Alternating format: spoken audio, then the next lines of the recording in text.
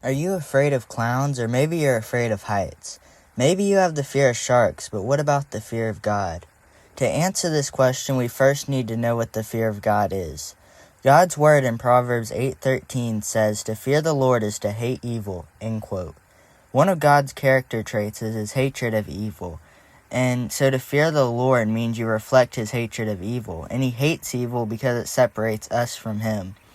Some people have said that fear of God is a respect for God, and I think that definition is also true. If you truly believe God exists, you won't want to mock him, because you fear God and his power.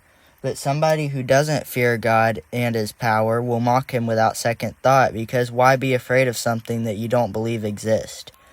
So I will quote one of the greatest theologians of this century, Kanye West.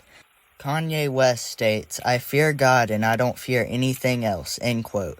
So there is some truth to take from this statement. If you're fearing God, there's no reason for you to fear people, to fear bankruptcy, to fear loss, to fear death.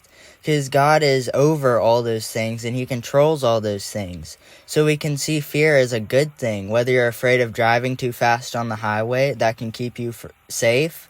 And whether it's like a fear for being ready for the next math test, which can encourage you to study and succeed.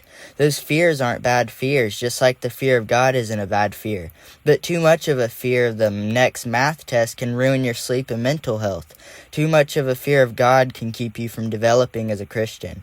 Don't be paranoid about letting God down, sinning, that distracts you from doing his will. You will let him down in the future all the time. But we need to remember to find a healthy balance between recognizing him as your father and that he loves you and he is powerful and you should be awestruck by his power.